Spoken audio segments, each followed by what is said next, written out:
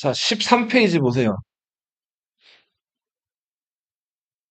자, 우리 저번 시간에 4대 문명, 어, 메소포타미아 문명, 이집트 문명, 인더스 문명, 황하 문명까지 해서 간단하게 설명을 드렸고, 자, 황하 문명 조금 이제 이야기까지 좀 섞어서 좀 이게 더 옛날 옛적 얘기까지 이제 시작을 하다가 이제 마쳤는데, 우리 중국 전설 속의 여덟 임금, 삼왕, 오제가 있었죠? 이 삼왕 오제에서, 예, 삼, 이 삼왕 오제는 역사적으로 아직 증명이 안 된 전설 속의 이야기 속의 인물들이라고 그랬죠? 이 삼왕 세 명 하면은, 예, 이 수인 씨는 인류에게 이 부싯돌 숫자라 그랬죠? 예, 그쵸. 불을 가져다 준 사람. 우리 서양에서는 인간에게 불을 가져다 준 신이 누구 있죠? 예, 프로메테우스. 자, 근데 불을 훔쳐다가 인간에게 가져다 준 대가로 제우스에게 어떻게 되죠? 그죠? 독수리가 날아와가지고 간을 이렇게 계속 쪼아먹는 형벌을 당하죠. 맞아요. 다시 이제 재생되죠, 간이. 자, 근데 아무튼 이 수인 씨, 그리고 그 수인 씨가 낳았다는 쌍둥이 남매가 복희와 여화예요. 여기 지금 연지곤지를 찍은 인물이 여화고 여자예요. 그리고 그 사람이 복희다. 이 복희는 어, 네, 양. 자, 여기서 양은 태양을 뜻하고 음은 뭐를 뜻하죠? 달, 그렇죠. 그리고 건곤, 감리 해가지고 뭐 하늘, 물, 땅, 불 이런 것들을 상징하는 팔괘 그리고 자 태극 자 이런 것들을 처음으로 만들어서 우리 왜 사주팔자 이런 것들 들어본 적 있죠? 예, 여자들 남자들 결혼하기 전에 뭐 점집 가가지고 사주팔자 이런 것들 서로 넘겨서 궁합 같은 거 보잖아요. 자 그런 동양의 기본적인 사상이나 이런 것들을 만들어내는데 이런 것들을 이제 팔괘를 기본으로 하는 음양 오행 이렇게 불러요. 네. 우리 음양 오행은 지금 우리 저 달력에도 나와 있죠. 요일 셀 때. 자, 일요일, 그쵸. 월요일, 달, 화요일, 불, 수요일, 물, 그렇죠. 목요일, 나무죠, 나무. 금요일, 쇠죠, 쇠. 그쵸.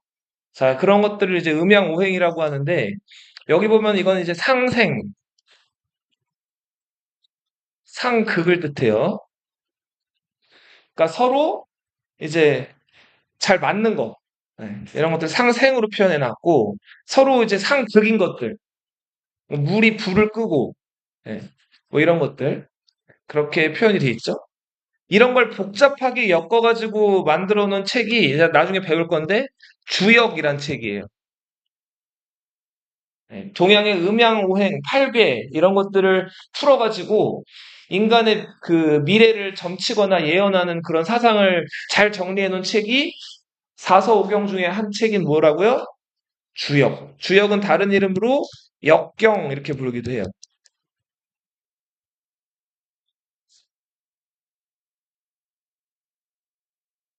자, 그리고 농사 짓는 방법을 알려줬다는, 머리는 소고, 몸은 사람이었던 신농 씨. 농사의 농자죠. 그리고 의약, 그 약초 같은 거 재배하는 거를 또 알려주기도 했다 그러죠. 그리고 이제 지금 조선의 단군 할아버지, 우리 한국의 단군 할아버지가 시족으로 추앙받는다면, 이제 중국에서 그들의 시조로 추앙받는 인물은 황제라는 인물이죠. 여기서 황은 무슨 황자라 그랬죠? 누를 황자예요. 자, 황하 물은 진흙 때문에 누렇다 그랬죠. 그래서 황제.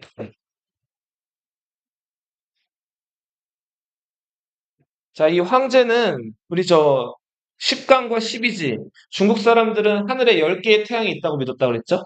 그 태양에다 다 이름을 붙여놨는데 이걸 십간이라고 불렀고 신성시하는 12마리 동물 십이지라고 불렀죠.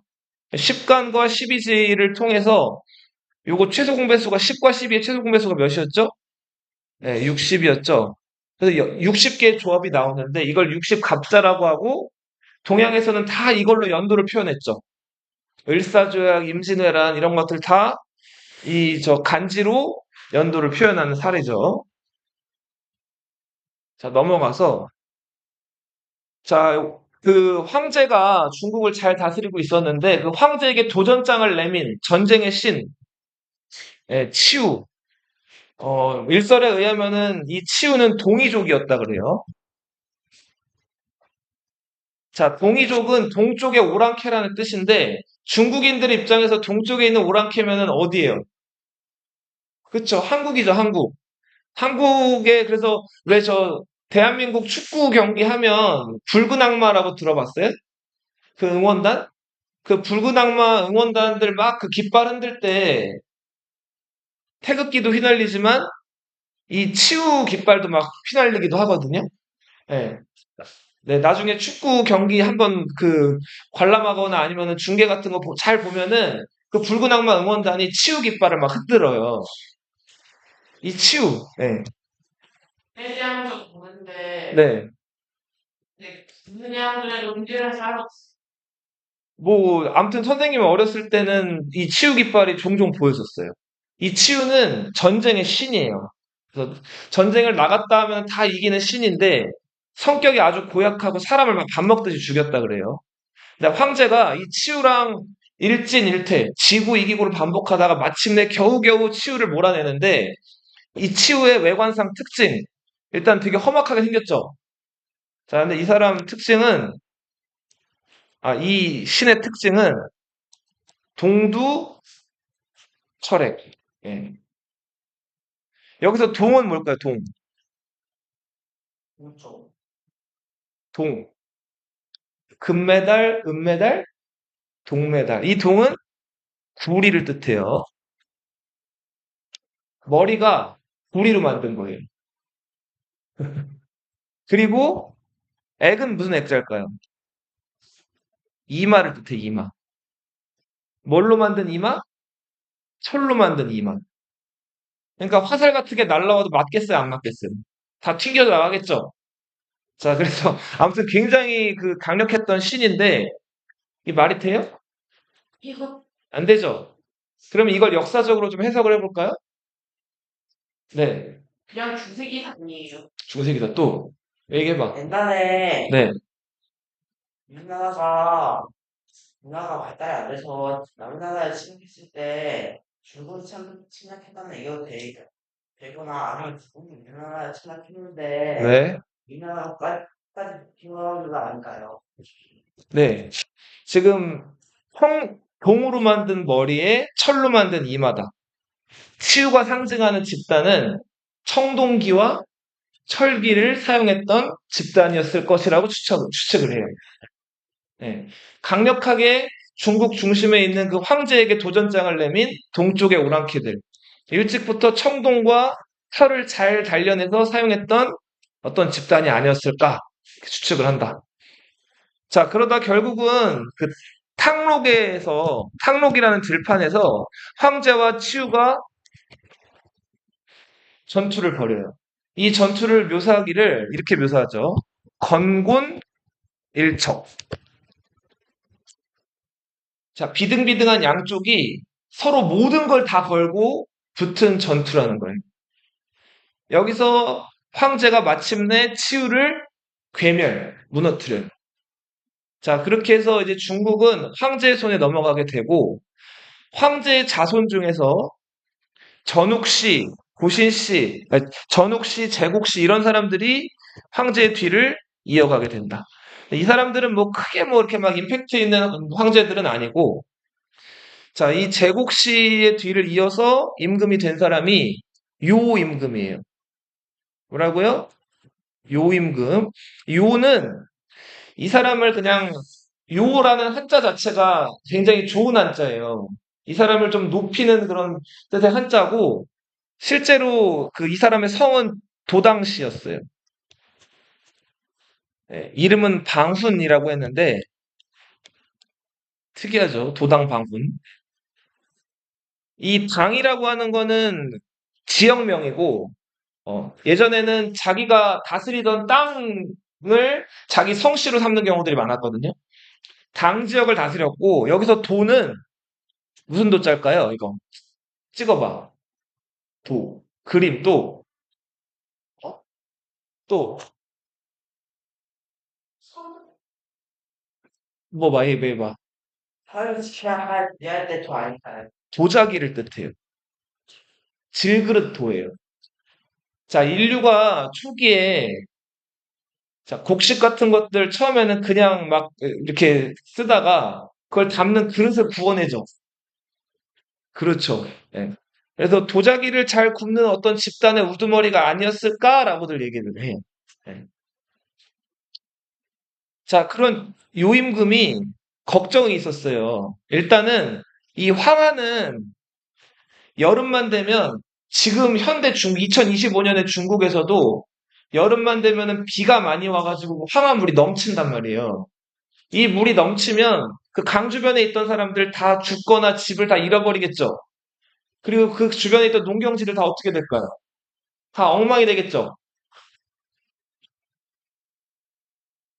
그렇죠, 그렇죠.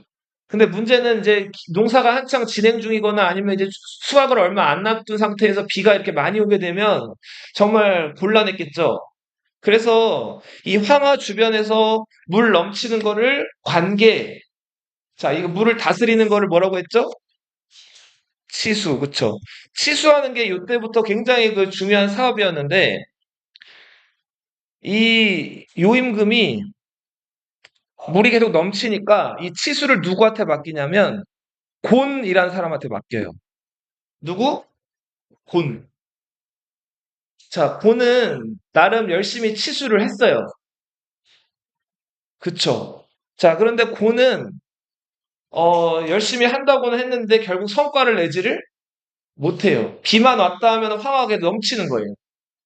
그렇게 점점 이 요임금이 근심이 깊어가고 있었는데, 이제 요임금도 수명이 다 돼가지고 죽을 때가 됐어요. 근데 이제 자기 임금 자리를 누군가에게 물려줘야겠는데, 이 곤이라는 사람은 유능하다고는 알려져 있었는데, 치수에서 성과를 냈다고 못 냈다고? 못 냈다 그랬죠. 그래서 어쩔 수 없이 자기 아들, 큰아들이었던 단주라는 아들한테 임금 자리를 물려줘야 되나 싶었어요. 근데 이 단주는 별로 능력이 뛰어나지를 않았어요. 그래서 요임금이 수소문 끝에 좀 능력이 뛰어나고 이 나라를 잘 다스릴 만한 사람이 누가 있나를 찾아봤는데 짜잔 떠오른 사람이 순이었어요. 순. 자, 여기 아래 나와 있죠. 이 순은 아빠가 고신이라는 사람이에요. 아버지예요, 아버지. 그리고 엄마가 있었는데 엄마는 일찍 돌아가셨어요.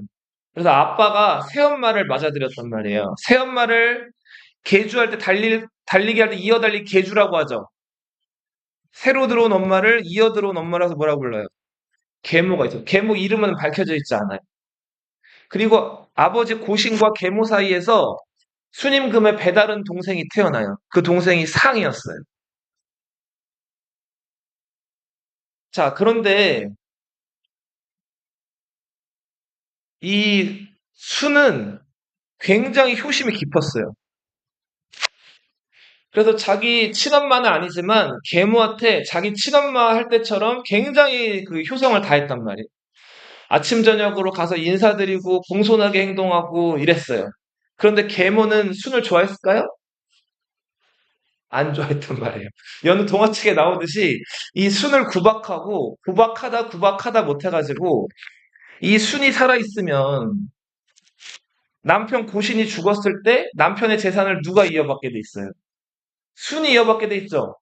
그걸 미워해가지고 자기 자식 상한테 재산이 오게 하려고 어떻게든 순을 죽게 하려고 했단 말이에요. 자, 아버지 고씨는 맹인이었어요. 맹인이 뭐죠? 장님이었단 말이에요. 장님이니까 뭐 상황을 볼 수가 없죠. 근데 자기 부인이었던 계모, 이 계모, 자기 부인이 계속 순을 헐뜯어요. 그래서 처음에는 순이 괜찮다, 자기 아들이라서 괜찮다, 괜찮다 생각을 했는데 장님인데다가 계모가 계속, 자기 부인이 계속 순을 헐뜯으니까 점점 순을 미워하게 됐단 말이에요. 자, 그래서 고신, 그리고 계모, 그리고 계모가 낳은 아들 상, 이 상은 한술 더 떴어요. 그 자기 배다른 형인 순을 죽이려고 계획서를 만들어요. 자, 그래가지고 이 아빠, 엄마, 그리고 배다른 동생이 순을 다 같이 죽이려고 들었단 말이에요. 자, 근데 이 순은 그런데도 꿋꿋하게 자기를 죽이려는 새엄마한테 잘했어요. 그러다 보니까 동네방네 소문이 다 났어요. 저 엄마는 저렇게 나빠가지고 자기 저 새아들을 죽이려고 그러는데 저 순은 끝까지 새엄마한테 효를 다한다. 그 사람이 누구였을까요? 요임금이었죠. 자, 그래서 요임금이 야, 저거는 사람이 할 짓이 아닌데 저 사람이라면은 나라를 다스릴만 하겠다 싶어가지고 먼저 한번 시험을 해보려고 자기 예쁜 두 딸을 순한테 시집을 보내요. 자, 그래서 순은 얼떨결에 이제 그 순임 요임금의 사위가 된 거예요. 자, 근데 이 사위가 되고 나니까 보신 계모 상이 순을 더 미워하게 됐어요. 자, 그래서 어느 날 순이 이렇게 그 순한테 이 상이 부탁을 해요. 이 순이 살고 있던 집이 초가집이었는데 저 초가집 지붕이 지금 허물어져 내릴 것 같다는 거예요.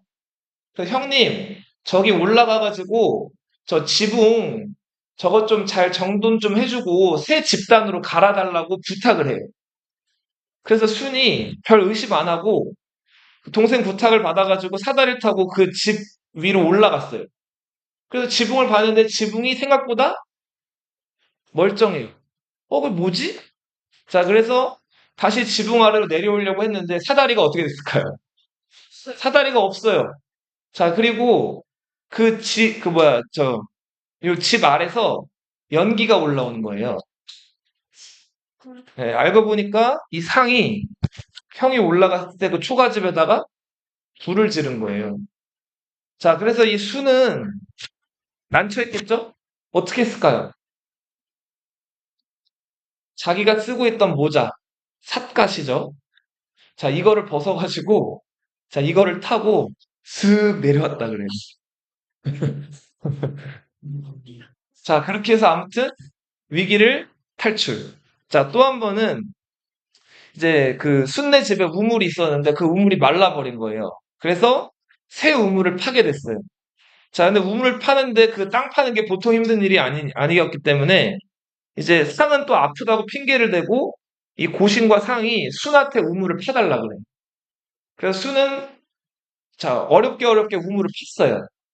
자, 우물 파가지고 깊숙이 들어갔을 때 이 고신과 계모랑 상이 우물 파고 들어갔다 그랬죠? 위에서 뭐 어떻게 했을까요? 흙을 붓기 시작하는 거예요. 자, 이때 순이 어떻게 했을까요? 자, 깊게 들어갔죠? 미리 흙을 파묻을 거를 알고 그 우물 옆으로 몰래 통로를 하나 만들어 놓은 거예요. 자, 그래서 그 통로를 통해서 밖으로 나오게 됐단 말이에요. 자, 그렇게 해서 천신만고 끝에 자, 그 옆 통로로 해가지고 땅 밖으로 나왔는데 그래서 자기 집으로 갔어요. 갔더니 이 상이랑 그리고 고신 계모가 순 집 안에서 토론을 하고 있었어요.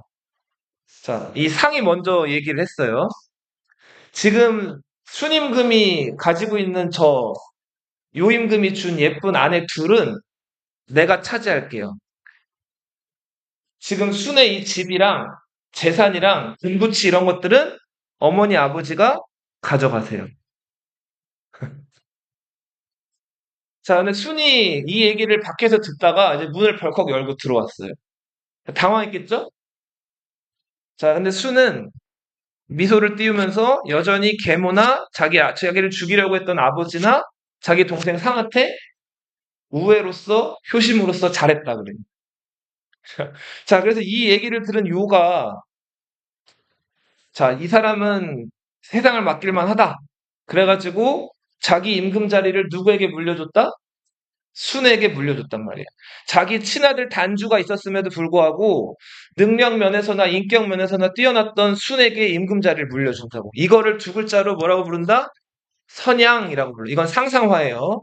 요가 순에게 임금 자리를 물려주는 모습을 그려놓은 상상화다. 자, 이렇게 해서 이 순이 중국을 다스리게 돼요. 자, 이제 문제는 순이 임금이 되고 보니까 여전히 황화물은 계속 넘치는 거예요. 그리고 요때부터 일해왔던 곤이 여전히 치수를 담당하고 있었어요. 9년 동안 치수를 담당했음에도 곤은 성과를 내지를 못했어요. 결국 순은 자, 칼을 빼들어요. 곤의 목을 쳐요. 자, 곤을 죽여버리고 누구에게 치수를 맡길까 고민을 하고 있었는데 자, 미덥지는 않았지만 곤의 아들이었던 우라는 사람이 이 또 치수에 대해서 일가견이 있다고 소문이 난 거예요. 자, 그래서 곤이 아버지가 별로 성과를 못 냈기 때문에 그 아들한테 일을 맡기는 게 탐탁치 않았지만 그래도 순이 다시 한번 이 우를 믿어요. 자, 그래서 이 우가 곤의 뒤를 이어가지고 치수를 담당하게 되는데 13년 동안 몇 년? 자, 집에도 들어가지 않고 네. 자, 작은 썰매 진흙밭 있으면 걸어 다니기 힘들 거 아니에요. 그 진흙밭 있는 곳은 작은 썰매를 타고 이제 다니면서 치수에 힘썼고 그리고 진창에 발이 빠지지 않기 위해서 남학신 같은 것들 자 이런 것들을 신고 황하 주변을 13년 동안 계속 돌아다녔다고 그 자기 집이 있는데도 집에 들어가지를 않아요. 자 이렇게 13년 동안 자나깨나 열심히 그 황합물이 넘치는 거에 대해서 넘치지 않게끔 열심히 치수를 한 결과 마침내 황합물을 다스리는데 성공한단 말이에요.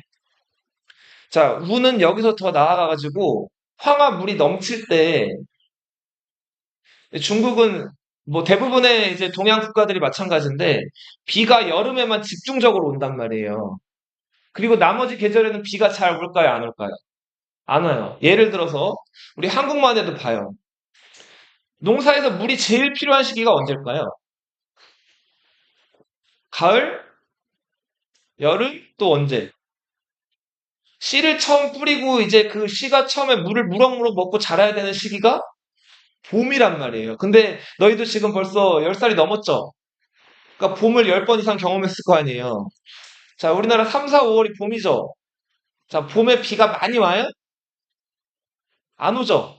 어떨 때는 오고 안 오는 기간도 되게 길죠? 선생님 기억으로는 3, 4, 5월 동안 비가 한 번도 안 내린 적도 있었거든요, 거의. 네.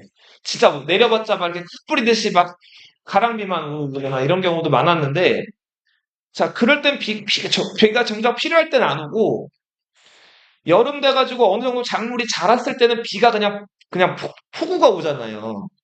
그쵸? 그래서 옛날 사람들은 비가 그렇게 많이 올 때, 아, 그냥 하늘이 저주를 내리는구나 하고만 가만히 있으면 한 해 농사 다 망쳐요. 그럼 비가 많이 올 때 그 비를 어떻게 해야 될까요? 저장을 해놔야 된단 말이에요. 저수지를 파던가 배수로를 딴 데 파가지고 잘 모아놔야 돼요. 그 빗물을. 그래야지 1년 내내 그 물을 모아놓은 물 가지고 농사를 할 수가 있단 말이에요. 이 우는 그냥 비 많이 올 때 물 넘치는 거 막기 위해서 제방만 쌓은 게 아니라 넘친 물이 물이 잘 안 가는 곳, 안 가는 동네로 갈 수 있도록 배수로를 잘 파놓는단 말이에요. 자, 우리 저 시냇물을 뜻하는 한자가 뭐죠? 내천자죠. 내천자 어떻게 써요? 이렇게 쓰죠. 예. 자, 우가 황화물을 다스리면서 곳곳에다가 배수로를 이렇게 만들어 놓는단 말이에요. 자, 이게 한자로 뭐죠? 주자란 말이에요. 뭐를 뜻하는 주자예요? 마을이나 도시를 뜻하는 주예요. 자, 이렇게 해서 황화물이 넘친 거를 그냥 냅두지 않고 물이 안 가는 지역으로 9군데나 그 배수로를 만들어 놓는단 말이에요. 그래서 그 물이 잘 간 곳은 이제 농경지가 막 생겨나고 사람들이 모여 살게 돼요. 자, 그래서 중국 최초의 행정구역, 뭐다? 주다. 주가 몇 개였다? 9주가 있었다. 자, 우리나라 뭐 팔도 이렇게 얘기하잖아요. 뭐 경기도, 경상도, 충청도, 전라도 뭐 이렇게 하잖아요. 우리나라는 도라고 하죠. 자, 중국은 뭐예요? 처음에 만든 행정구역이 주예요. 몇 주가 만들어졌다? 9주. 자, 이 구주가 만들어지자 구주에 있던 그 사람들이 감사했겠죠. 그래서 우한테 자기네 동네에서 나는 청동을 모아다가 솥을 만들었어요.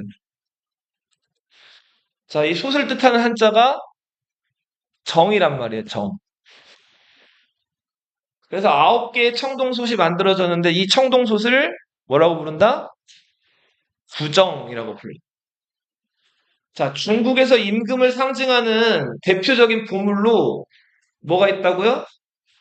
구정이 있어요. 자, 그 다음에 이 구정은 어마어마하게 무거웠거든요.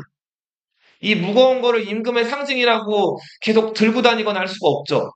그래서 진시황제라고 들어봤어요? 중국의 그 진나라, 혼란한 중국을 통일했던 진시황제 때 이 구정보다 좀 더 간편한 도장을 하나 만들어요.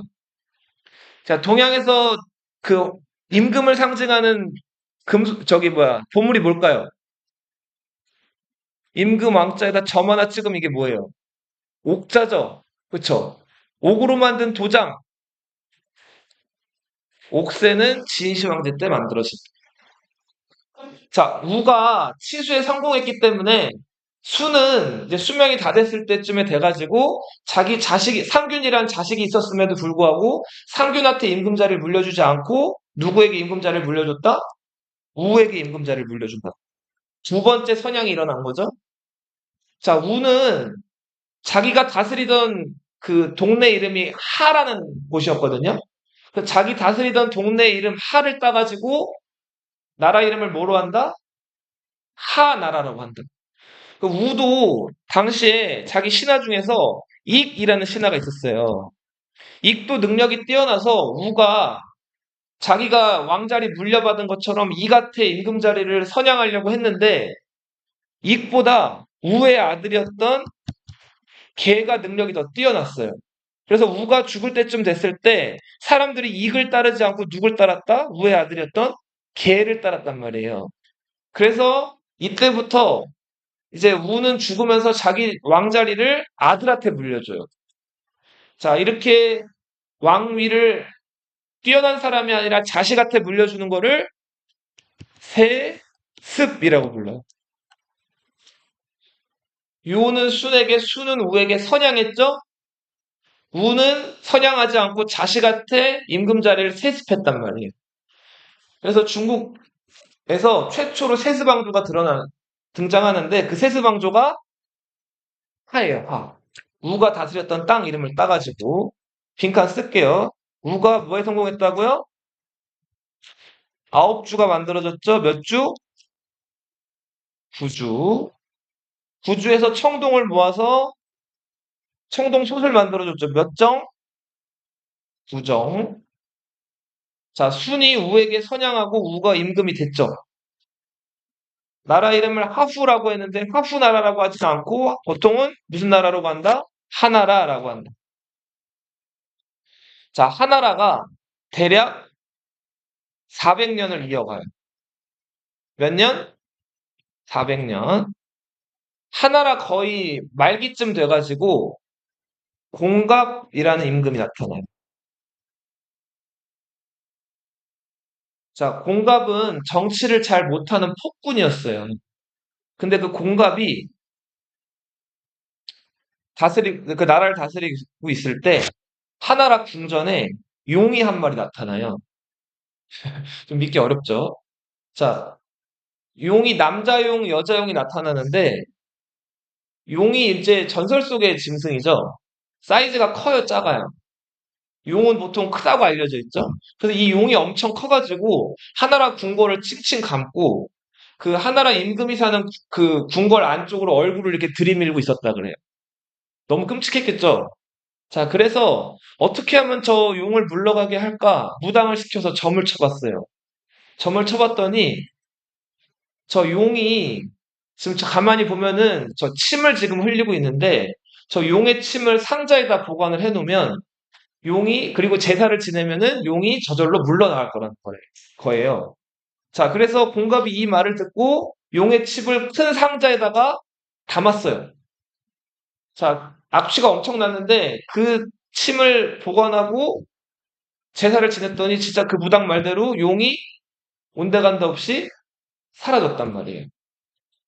근데 뭐 이제 역사적으로 해석을 하면 그 용의 침이라든지 이런 것들이 그 이제 그 공갑이 받았던 부정부패한 뇌물이나 뭐 이런 것들을 뭐 상징한다 그런 얘기도 있어요. 그래서 아무튼 이 공갑제 때부터 그 하나라는 정치를 잘 못해가지고 점점 나라 힘이 빠지기 시작해요. 그리고 용의 침을 보관해 놓은 상자는 그때부터 저 깊숙한 창고에 들어가서 이제 나중에 나오겠지만 수백 년 지난 후에 열리게 됩니다. 이거 좀 나중에 얘기할게요. 자, 공갑의 뒤를 이어서 걸이라는 왕이 등장해요. 하나라의 마지막 임금이에요. 술, 여자, 놀이, 게임이나 바둑이나 장기나 시간 때우는 것들 있죠? 자, 이런 것들 다 이 거랑은 어땠을까요? 좋아했단 말이에요. 여기서 희자가 붙으면 이 여자를 뜻하는 희자예요. 자, 말희. 얼굴 어땠을까요? 예뻤어요.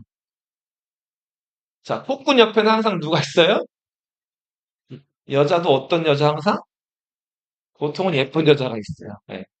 자, 이 말희가 걸왕 옆에서 걸왕의 총기를 흐리고 자, 또 이제 걸왕은 말희 말만 들으면서 정치를 막 망쳤단 말이에요. 자, 그러자 상족을 다스리고 있던 탕이라는 사람이 있었어요. 탕. 상족을 다스리고 있던 누구? 탕. 자, 탕에게는 뛰어난 신하 이윤이라는 신하가 있었는데 이윤이 이제 탕을 잘 보조해가지고 탕이 군대를 이끌고 하나라 수도를 공격해서 이리두라는 하나라 수도를 공격해가지고 걸왕을 무찌르고 이제 그 중국을 차지하게 된단 말이에요. 탕이 다스리던 부족 이름이 상이었고 탕이 다스리던 땅 이름도 상이었기 때문에 자, 이 하나라가 망하고 어느 나라가 들어선다? 상나라가 들어선다. 자, 상나라는 수도를 그 나라 초부터 되게 많이 옮겨요. 여러 번 옮기다가 상나라가 마지막으로 수도로 정한 곳이 은이란 지역이에요. 그래서 상나라를 상나라라고도 부르지만 마지막 수도 이름을 따서 무슨 나라라고도 부른다? 은나라라고도 불립니다. 자, 그 은나라라고 불렸던 상나라가 이제 그 역사책에 기록이 돼 있었는데 이 상나라가 실제로 존재했다는 것을 알려줄 만한 그 시대 때 유물이 하나도 밝혀진 게 없었어요. 근데 어느 날 요 그 상나라의 마지막 수도 이 은이라는 지역에서 거기가 관리가 안 돼가지고 다 폐허더미였거든요. 19세기 말에 여기서 한약방 운영하는 사람이 있었어요.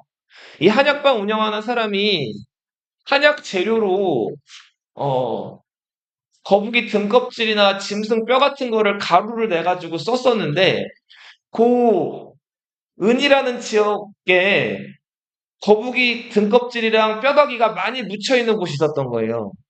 거기 가가지고 거북이 등껍질을 얻어다가 이거를 이제 뿌갠 다음에 가루를 내가지고 한약 재료로 쓰려고 이제 봤는데 그 거북이 등껍질 이제 뒷면에 보니까 여기 뭐가 적혀 있는 거예요. 자, 그래서 이 거북이 등껍질 뒷면에 적혀 있는 이 글자를 이게 뭐지 해가지고 고문서 해독하는 사람한테 맡겼어요. 근데 알고 보니까 이게 아주 옛날 옛적에 쓰이던 한자였던 거예요. 거북이 등껍질, 갑, 뼈다귀, 골. 자, 이런 문자를 무슨 문자라고 한다? 갑골문. 자, 그 갑골문에 적혀 있는 글자를 해독을 해봤는데 이 글자가 사마천이라는 역사가가 쓴 사기라는 역사책이 있는데 이 사마천 사기에 오제분기 그리고 하나라 분기 은본기 해가지고 은나라 때 기록이 쭉 나와 있었는데 그 사기에 있었던 은본기의 내용이랑 갑골문의 내용이 어땠을까요? 일치했단 말이에요. 아, 그래서 이 은나라는 이때부터 그렇죠. 역사상 최초의 왕조로서 중국사에서 인정을 받고. 자, 사마천의 사기에는 하분기, 하나라 때 기록도 있지만 하나라 때 물건이라고 여겨지는 그 유물들이 지금 밝혀진 게 있다 없다 아직은 없어요. 그래서 하나라는 기록에는 남아있지만 역사상으로는 입증되지 않은 기록상의 왕조예요. 그러니까 전설 속의 왕조인 거죠. 앞에 사망오대처럼. 그런데 은나라는 갑골문 때문에 실제로 존재했다는 게 입증된 왕조예요. 자, 상나라도 한 400여 년을 가요. 잘 가요. 자, 그런데 항상 그 나라라고 하는 게 뭐 잘 나가기만 하라는 법이 없죠. 상나라에도 폭군이 등장하는데 이름은 제신이었는데 제신이라고는 잘 부르지 않고 그 어리석고 탐욕스럽다는 뜻의 주라고 많이 불려요. 자, 상나라의 마지막 왕은 구왕이었어요. 자, 술 좋아하고 여자 좋아하고 잡기 좋아하고 전형적이죠? 자, 주왕이 예뻐했던 여자는 달기라는 여자였어요. 달기를 묘사한 표현. 우리 예쁜 여자 하면은 떠오르는 거 뭐 있어요? 예쁜 여자 하면 떠오르는 거. 엄마들 바르는 거. 립스틱 바르면 입술이 어떻게 돼요? 빨개지죠? 붉은 입술. 붉을 단자. 일편 단심 들어봤어요? 한 조각 붉은 마음이라는 뜻이 단이 붉을 단자예요. 수는 입술 순자예요. 자, 그리고 그런 여자가 웃으면 더 어때요? 환하게 웃으면 더 예쁘죠? 자, 그냥 그렇다는 거예요. 네. 환하게 웃었을 때 뭐가 드러나요? 입술 안에 있는 이가 드러나죠. 근데 치아가 가지런하고 하얗면 더 어때요? 더 매력 있겠죠? 가지런할 호, 이빨 치.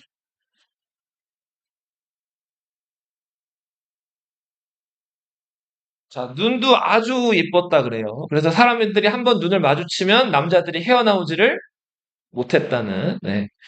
상나라의 뭐한 장원영이라고 보면 되겠네요. 네. 선생님 별로 장원영 좋아하지는 않아요. 근데 장원영 예쁘다고 하면은 뭐 좀 공감이 되지 않을까 싶어서 얘기를 했어요. 네.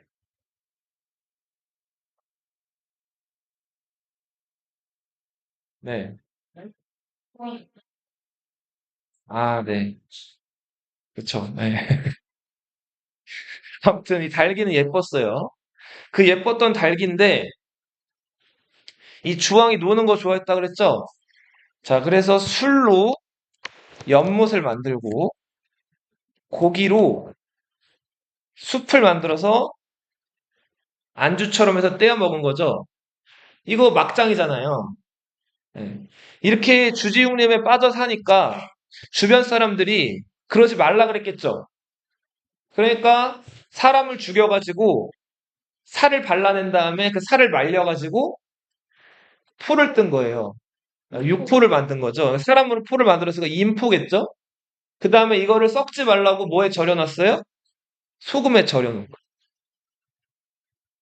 뭐 나중에 이제 먹인 게 나오죠. 그 다음에, 예, 그렇죠, 그렇죠. 구리로 기둥을 만들어서, 그렇죠. 여기다가 기름을 칠해놓고, 이 아래다가 불을 지폈다 그랬죠? 불. 그리고 여기 사람이 지나가겠다 그랬죠? 그러다 이 기름 밟고 넘어지게 되면 불구덩이로 떨어지게 되는 거죠. 성공한 사례는 나온 적이 없어요. 자, 이게 이제 포격형이에요. 자, 이렇게 사람을 무자비하게 죽이니까 상나라 서쪽에 주라는 지역이 있었는데 그 주라는 지역을 다스리던 창이라는 사람이 있었어요. 이 사람 성은 희씨. 자, 이 백은 우두머리를 뜻한다 그랬죠? 임금을 뜻하고. 자, 서쪽의 임금님 누구? 창. 이 서백창이 한숨을 쉬었다 그래요. 너무 나쁜 짓을 많이 하니까. 자, 근데 서백창이 한숨 쉬는 거를 서백창 주변에 있던 이 주왕의 첩자들이 듣고 주왕한테 가서 고자질을 했어요. 자, 그래서 서백창이 어떻게 됐죠? 유리라는 곳에 갇혀요. 유리는 그냥 진짜 이런 글래스가 아니라 그 유리라는 지역 이름이에요. 자, 이제 다시 이 서백창이 아까 다스리던 땅 이름이 뭐라 그랬죠? 주라고 했죠? 주족에 대한 얘기를 할게요. 이 주족은 먼저 머나먼 조상이 기라는 사람이었어요. 기. 이 기는 순임금 때 농사 잘 짓는다고 인정을 받아가지고 그 중국의 농사를 책임지는 관직에 올라간단 말이에요. 농사를 책임지는 관직을 후직이라고 불렀어요. 그래서 이 기는 자기 관직 명을 따가지고 후직기 이렇게 많이 불렀어요. 자, 이 후직기는 뭐 씨앗을 뿌려가지고 싹이 트기만 하면은 어떻게든 열매를 잘 맺는 그런 능력이 있어가지고 농사의 신으로 추앙을 받았거든요. 자, 주족의 리더 후지키는 뭐를 잘 지었다고요? 농사를 잘 지었어요. 그래서 동양에서는 그 이후로 아무튼 다 농업을 다 주 생업으로 삼게 되죠. 농사가 잘 돼야지 나라가 부자였잖아요, 옛날에는. 조선시대도 그랬고, 고려시대도 그랬고. 그래서 동양, 뭐, 베트남, 일본, 그리고 저 조선, 고려, 할 것 없이 중국 주변에, 중국 포함해서 중국에 있는 동양의 나라들은 다 농사의 신 후직한테 제사를 지냈단 말이에요. 농사가 잘 되게 해달라고. 후직을 제사 지내는 제사단을, 후직을 그냥 한 글자로 직이라고 불러요. 후직을 제사 지내는 공간을 뭐라고 부를까요? 사직이라고 부르죠. 그래서 조선시대 때도 농사의 신 후직을 제사 지내는 공간이 경복궁에 어디 있었어요? 오른쪽에 있었죠. 자, 그래서 지금도 경복궁 그 안국동 오른쪽에 가보면은 사직동이 있어요. 예. 그 사직동은 농사의 신 누구에게 제사 지내는 공간? 후직에게 공사 지내는 공간. 제사 지내는 공간이에요. 자, 그 사직단. 자, 그래서 기본적으로 그러니까 나라에서 수도 건설할 때 기본 원칙은 궁궐이 있으면 궁궐 왼쪽에 뭐가 위치할까요? 궁궐 왼쪽에 종묘가 위치하죠. 너희 종묘라고 들어봤어요? 자, 여러 임금님들이 있을 거 아니에요. 그 임금이 죽으면은 다음 임금님들이 뒤를 잇잖아요. 그 임금님들 죽으면 어디다 묻을까요? 수도 안에다 묻을까? 조선시대 왕들 어디다 묻었어요, 다? 다 한양도성 밖에 경기도 뭐 구리라든지 이런 데다 묻어놨죠. 그죠? 근데 그 임금님들 돌아가셨는데 그거 묘를 찾아봐야 될 거 아니에요. 지금 임금이. 근데 임금님이 바쁜데 매번 그 많은 임금님들 묘를 다 찾아다닐 수가 없죠. 그래서 그 돌아가신 임금님들의 이름이라든지 생년월일이라든지 여러 가지를 다 기록해 놓은 그 임금님의 영혼이 깃들어 있다고 믿는 나무 패를 하나 만들죠.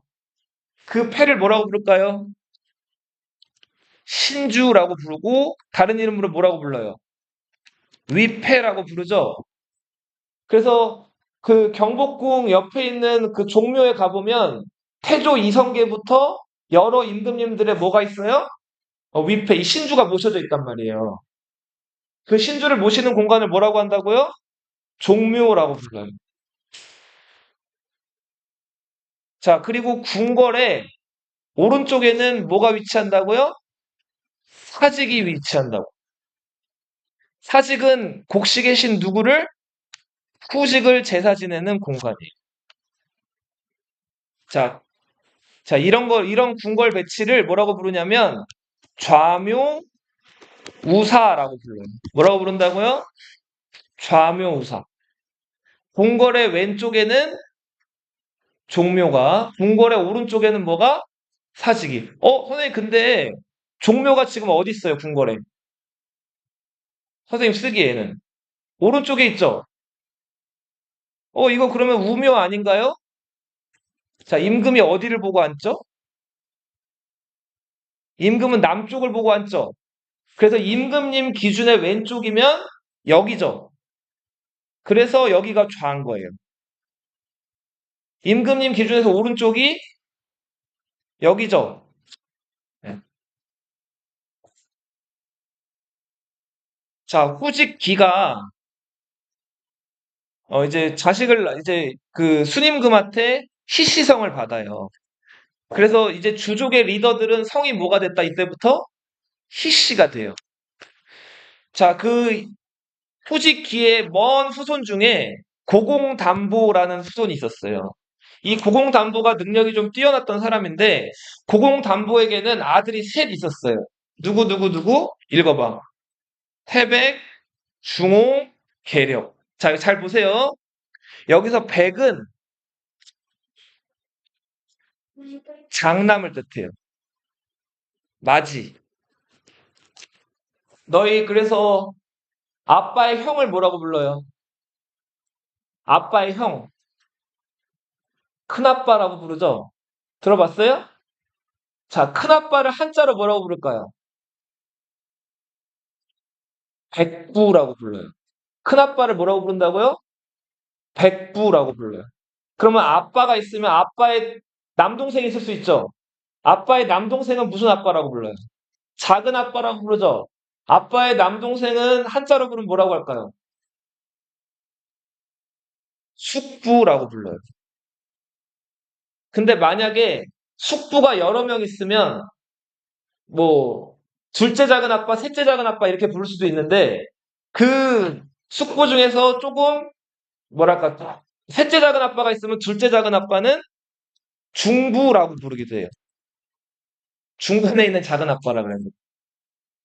그리고 하부는 없죠.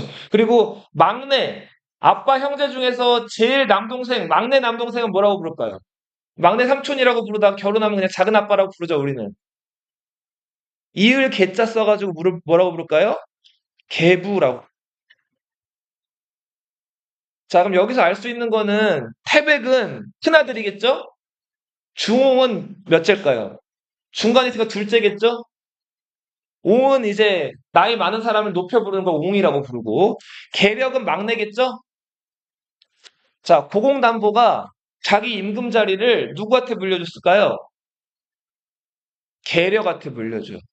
자, 보통은 장남한테 물려줘야 되는데 막내한테 물려줬어요. 왜 막내한테 물려줬을까요? 얘기해봐. 자, 계력의 아들 창이 능력이 뛰어났단 말이에요. 그래서 자기 손자가 능력이 뛰어난 걸 보고 그 손자 됨됨이를 보고 손자의 그 창의 아빠였던 계력한테 임금자리를 물려준 거예요. 자, 태백이랑 중홍 입장에서는 임금자리를 뺏긴 거죠. 그래서 열받아서 자, 여기 황하가 있고 여기 주나라가 있으면 저 장강 남쪽으로 가요. 그리고 여기다가 오나라를 세워요. 태백과 중홍이 세운 나라가 무슨 나라라고요? 오나라예요, 오나라.